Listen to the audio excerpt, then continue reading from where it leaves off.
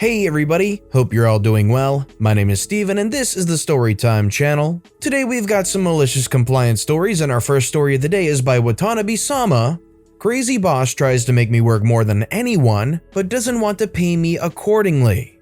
First, some info and backstory. Minimum wage in Brazil was 945 real a month, 180 USD a month nowadays. Back in May 2017, I started working in a company as a 2D designer intern. 2 months later, I started working hourly but with some benefits. I started making 1500 real a month, 280 USD a month. 1 year has passed and I was put in commercial proposal for sales. I was one in a team of 3, me included. Just as I learned to make quotes, one of my colleagues quit his job to work for the government, so it was just me and my friend. Let's call him Ed. Our boss was always a pain in the A, but we usually ignored her or complied. She was a real nitpicker. After some time, my manager started to make crazy complaints to me and my colleague and asked things like, "Sales are decreasing, so why have you put our prices down? Put the prices up again and charge for XYZ. I complied, but she called us for talks every week and always contradicted herself. When she told us to raise the prices, we did and she complained. Lowered our prices, she complained. In February of 2019, my coworker and friend Ed was fired for no apparent reason, but he wanted to quit for some time, so it was the best for him actually. Okay, things were great, right? Wrong. I was left in the department alone. Besides having to do the work of 2, I had to teach someone to help me. So actually, I was doing my job, my friend Ed's, and my boss's. The best part was finding out that the girl I was teaching was making double my money for the same work hours, around $560 a month. The new girl had just started learning and could not be sending our clients our quotes for the jobs, but she complained about my teaching and everything she could to my manager. At the same time, my manager starts telling me to stop holding the new girl's work back and to let her work freely. I was pissed, but here is where the fun starts. Cue malicious compliance. I now allowed the new girl to talk freely with our clients and do her work as I did mine. She insisted on asking for my advices on all matters, emails, doubts, projects, and many more. Most of the time I helped, but it started to be so frequent that I started not helping anymore. Like, wasn't she being held back by me? FYI, my contract was about to end by May 2019, so there was only a couple of months before it ended. Before my contract ended, I sat down with my boss so we could discuss my new payment and benefits. I was going to be salaried when my contract ended. I told them I wanted my salary to be at least what Ed did, 2,500 real or $445 a month. She neither agreed or denied, just said, "Okay, we can settle this when your contract ends." When my contract ended, I sat down again with manager and the financial/HR department. They wanted me to get paid 2,000 real a month, around $370 before taxes. I declined it. This was the following conversation. Boss says, "Why are you refusing the payment? It's more than enough for someone your age," 19 by the time. HR says, "Why are you declining our offer?" I say, "Because I am the only person in the department that knows how to work in every other department. Plus, both boss and new girl don't know how to do my work." "That's not true. I know how to do your job. I'm better at it than you." I don't think so. And if I'm going to get paid because of my age, not my knowledge, I'm not going to work here anymore. HR says, "You have a point, but why not just comply with our offer?" I say, "New girl makes double my payment. She is 3 years older than me and knows not even half of what I tried to teach her." Both HR and boss have a surprised Pikachu face. "If you don't accept what we are willing to pay you, you don't have to keep coming." I say, "Okay, then I will bring my uniform and my papers to you tomorrow." "Wait, you can't just go out like this." "I can. I don't have to work here if I don't have a contract and if I'm not going to get paid properly." HR says, "You can bring your papers tomorrow morning and we can discuss this later. Thanks, OP." The boss says, "Okay then." The next day, I brought my papers, uniform, and told my now ex-coworkers that I was leaving and got my messages and emails to be forwarded automatically to the new girl's email and phone number. I had approximately 150 negotiations ongoing and was responsible for 6 out of 8 affiliated factories that constantly sent me emails. I went to RH, gave them my papers, said goodbye to all the factory, around 150 employees, and finally went to my ex-boss and said my goodbyes. You know you're letting us down, don't you? I do. That's why I'm not coming back. Just freak off. Gladly. The defeated look on her face made me smile for weeks. Nowadays, I'm working as a civil engineer intern at a multinational company that pays me more, has healthcare, health insurance, price to earnings ratio, and oh boy, much more. Every once in a while, I'll send an email from my new company to my ex-boss asking for quotes, but I never buy there. I do that just to give them some trouble. Maybe I'm a bit of a jerk for doing this, but I don't care. Last month, my ex-boss called me asking for some advice and joked about me coming back to the company, and I gently refused. We laughed, but she was really anxious about it. I know that the company is doing okay, but many people were fired due to bad client services, bad prices, mistakes in quotes, and flaws in executions. I'm happy and I'm expected to finish my college next year. Maybe I'll get hired by the place I'm working now, but who knows?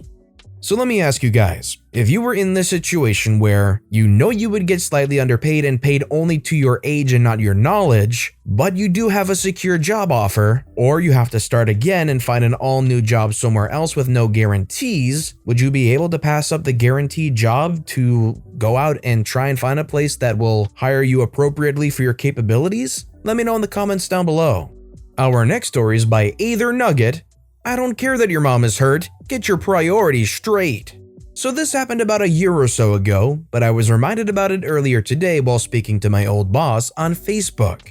Before I get started, I want to apologize if this doesn't qualify as malicious compliance. It starts off weird, but the compliance is definitely there. So here are the people involved. Me is me, of course.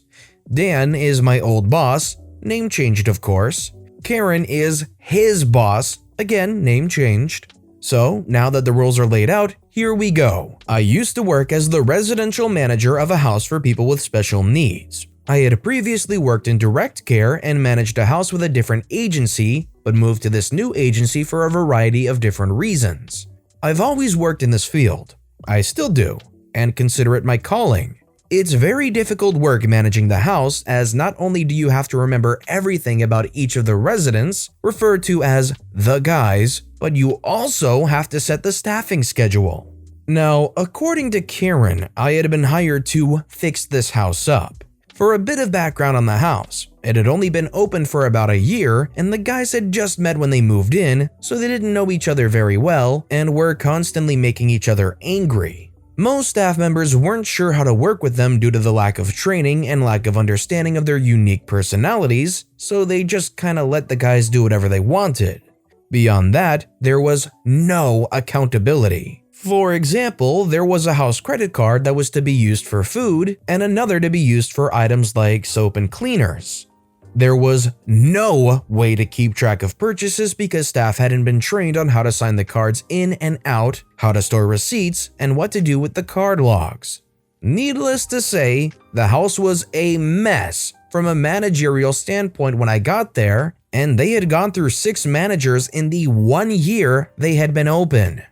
As soon as I took the position, I began learning everything I could about the guys. From parents, old documentation, and contacts with their previous staff, and subsequently training my staff on what I learned. I also set concrete processes of documenting money spent, med administration, and training logs. Because yes, Karen hadn't instituted any training logs, so there was no proof that training had even happened. All of this work helped the house out a lot and set us up in a good place, but it came at the price of almost all of my free time. Between all of the work I put in setting up systems in the house and all of the forced overtime I had to work, when someone calls out or doesn't show, someone else needs to stay to fill that spot, I ended up routinely working between 70 and 100 hours every week, without any overtime pay. Karen said that she would be there to step in if Dan and I needed something, but never once helped. This is important. Now, all of that was basically just to say that I put in work for that job. Here's where Karen comes in. It's gonna start weird, but it circles around, so bear with me. I want to start by saying that Karen is beautiful, like really beautiful. So beautiful, in fact, that her boyfriend in corporate just had to give her a director's position as soon as they started dating. That's a different story though. Anyway, Karen had a habit of flirting and making it very obvious that she was doing so. She would drop things on the ground while speaking with me and then bend down slowly in front of me to pick it up while wearing short skirts with tight thongs. I never complained, but it did seem a bit unprofessional. At first, I thought she was being overly friendly, then I realized that she was hitting on me and using her sexuality to get me to do more work around the job. I'm used to that kind of thing happening in this field, but Karen is by far the worst offender. It kinda came to a head one day when she made a comment about bigger guys being her type. Being a bigger guy, I kinda picked up on it and made a comment about the girl I had just started dating at the time. She laughed it off and said that there was no title involved in my relationship, so she didn't care. But I said that I did. She backed off, but she was never really friendly with me again. Things started to go downhill once she realized that she couldn't control me like that, which was fine with me. Things were calm and the house was running smoothly, with normal hiccups, but fate likes to strike at the worst times.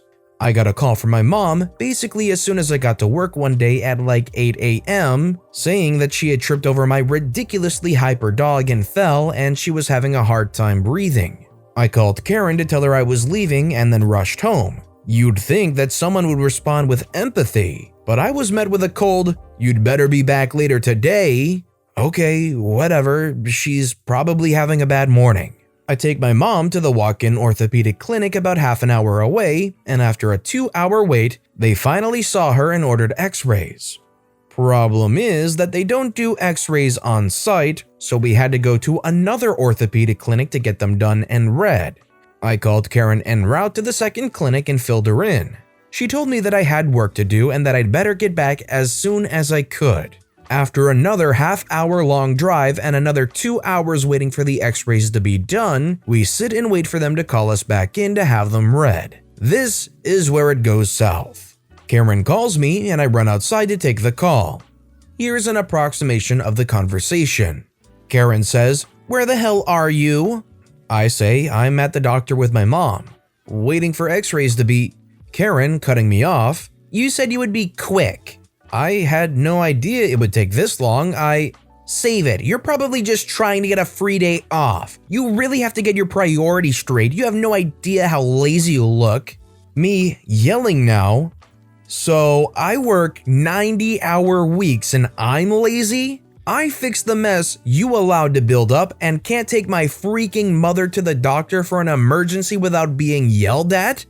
Don't you… Me cutting her off. Nah, I think you're right. I have to prioritize. Consider this my 2-week notice. But Me click. I was shaking, but it felt great. She wanted me to prioritize, so I did. The job was suddenly much less important to me. I then found out that my mom had cracked her sternum and bruised a rib. Less great. In speaking with Dan about the situation recently, I found out some fun things.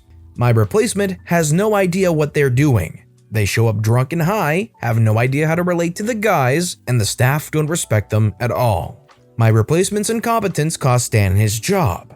All of the work I had done to set up the systems for money management and medication administration was just tossed because replacement didn't want to keep up with it. So everything is back to the way it was before I got there. Half of the staff left, and the new staff have no idea what they're doing because there is, once again, no training for them. It's gratifying to know that the work I was doing was so necessary, but I do feel bad about the guys and think about them often.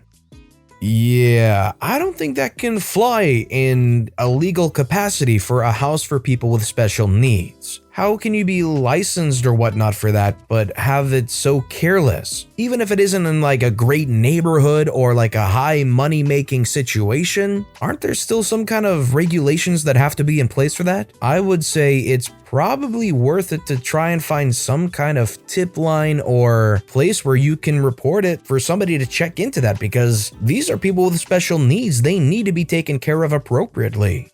And our final story of the day is by Mardaws. Must teach and test? No parties allowed? Sure thing. My dad recently retired from over 25 years as a high school photography teacher. I was in his class all 4 years. Before he got into teaching, he co-owned a photo studio and has experience in so many types of photography. This includes food photography, like when you see ads with pictures of food in them. This becomes relevant. At the end of every year, we of course had finals days. Classes would be blocked, so they would therefore be 2 hours long to give enough time for students to complete final exams. Our high school was very strict on what could be done on those days. One of those stipulations was no parties allowed. Teachers were allowed to show a movie if subject related. Every teacher also had to have a test to complete on that day. My dad decided to have a little fun with those rules. Because of his extensive and proven experience in food photography, he decided to set up a lecture and test on the subject. He asked that everyone in class bring food in on the last day. There was a sign-up sheet to ensure we had variety and had certain items that would be needed. 2 things that were always required were mashed potatoes and vanilla ice cream. Other things people brought were drinks, cookies, pasta salads, cheese and crackers, etc. He made sure to have everything set up in the studio beforehand so the lecture would not take very long. The first thing he did when class started was take a scoop of ice cream and a scoop of mashed potatoes and stick them in front of a studio light. He would spend 5 to 10 minutes talking about how to photograph food and what types of tricks photographers use to make foods look better in pictures. By the time he finished explaining this, the ice cream was in a puddle and the mashed potatoes were still solid and shaped like a scoop of ice cream. It was easy to see his point. Next, he had everyone partner up with a camera. Each student had to choose a food item to photograph and set it up at one of the stations in the studio. There were several stations, so everyone made it through in 15 to 20 minutes tops. Everyone always got a perfect score on this test. Once everyone was done, he'd throw on a movie that at least barely touched the subject of photography, even if only for a scene or two. If the dean or principal happened to walk in, he'd pause the movie so the class could analyze the angles used in shooting the film and talk about how film was similar to still photography. Of course, everyone would have to eat the food too, because it would be such a waste to get rid of perfectly good food. If there was a loophole for him to make teaching fun, leave it up to my dad to find it. Administration could never fault him for any of this because he wasn't technically breaking any rules since he provided instruction on a relevant topic and had a graded assignment. And I bet all of those kids were better off for having this system. I always cherish the moments in school where they embrace fun. Even if it isn't the most productive thing, it's basically a waste day for anybody that's not doing these final exams. So yeah, you could put on some boring movie or whatnot, but I like to see these moments at least on the teacher side where they embrace the fun of the moments and leave you with a lasting memory that you'll always cherish when you think back of high school or whatever school you're in. Those are the things I cherish. But with that being said, that's all the time we have for today. So if you have a favorite story of the day, let me know which one and why in the comments down below. If you enjoyed the video, please consider giving it a like and subscribe if you haven't, and turn on notifications so you'll never miss an upcoming video from the Storytime channel. Every little thing that you do helps the channel grow that much more, so no matter what you did, thank you for supporting me right here on the Storytime channel. I hope you all have a wonderful day, and I'll see you all next time right here.